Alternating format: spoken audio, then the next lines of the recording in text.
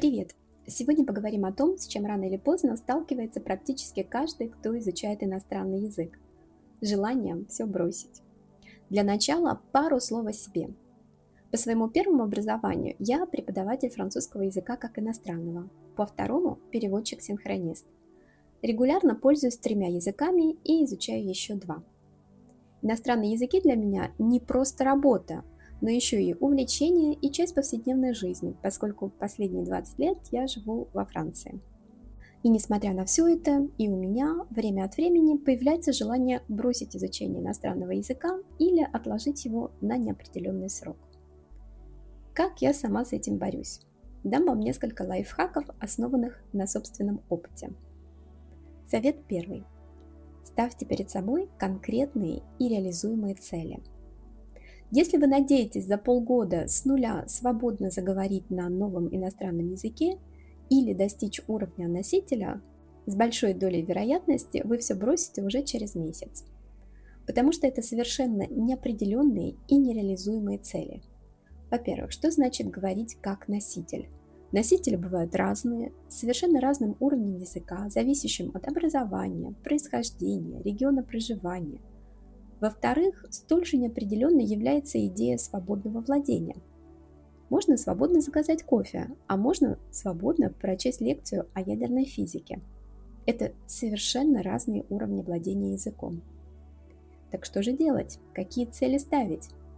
Прежде всего, реально оцените свой уровень языка на данный момент. Для каждого языка можно найти бесплатные онлайн-тесты, которые помогут вам это сделать. Обычно уровень оценивается по международной системе, обозначающейся буквами А, Б, С и цифрами 1-2. От А1 при минимальном владении до С2 уровня хорошо образованного носителя языка. Для каждого языка можно также найти приблизительное количество часов обучения, которое потребуется для того, чтобы перейти с одного уровня на другой. Это будет зависеть от того, насколько данный язык далек от вашего родного. Например, если вы изучаете английский, то для перехода с нулевого уровня до А1 потребуется порядка 100-150 часов. А вот чтобы дойти до уровня С2, нужно уже 900-1200 часов. Конечно, здесь все индивидуально, и вы можете двигаться быстрее или медленнее, но важно понимать хотя бы какого порядка объем времени и усилий потребуется, чтобы не верить всяким недобросовестным преподавателям и курсам, обещающим уровень С2 за пару месяцев. Еще полезно ставить перед собой маленькие промежуточные цели. Например, я хочу выучить все названия цветов, научиться считать до 1000, задавать вопросы или спрягать конкретный глагол. При этом не забывайте как-то отмечать достижение этих целей, ставить галочку, делать запись или наоборот зачеркивать выполненное. Это может показаться мелочью, но для нашего мозга достижение даже маленькой цели связано с выделением дофамина, гормона счастья, а это дает столь необходимую мотивацию для продолжения изучения языка. Совет 2. Занимайтесь регулярно.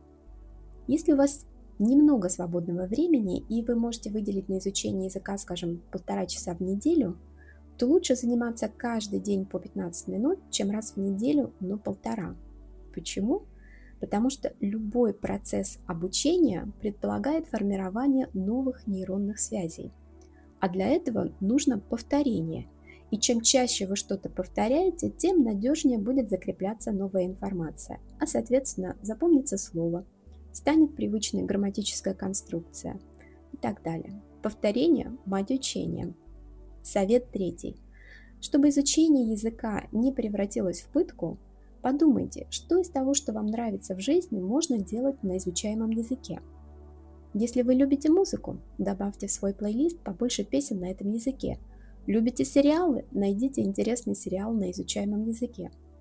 Конечно, нужно учитывать свой уровень. Например, если вам сложно, включите субтитры. Лучше на изучаемом языке, но на первых порах можно и на родном. Как только станет понятнее, переходите на следующий этап. Смотрите без субтитров. Главное, чтобы это доставляло вам удовольствие. Совет четвертый и последний. Избавляйтесь от негативных установок, если они у вас есть. Например, в моем возрасте язык уже не выучишь. Исследования доказывают, что это не так. Да, возможно, с возрастом сложнее дается произношение, но при этом вам легче будет разбираться в грамматике. Да и с мотивацией у взрослых людей все намного лучше, чем у детей. Кстати, на эту тему у меня есть отдельное видео, ссылка будет вверху. Надеюсь, эти несколько советов помогут вам сохранить мотивацию и, что самое главное, получать удовольствие от изучения иностранного языка. А что порекомендуете вы? Делитесь советами в комментариях. Не забудьте поставить лайк и подписаться на мой канал. Так и у меня будет больше мотивации записывать новые ролики. До скорой встречи! À très bientôt!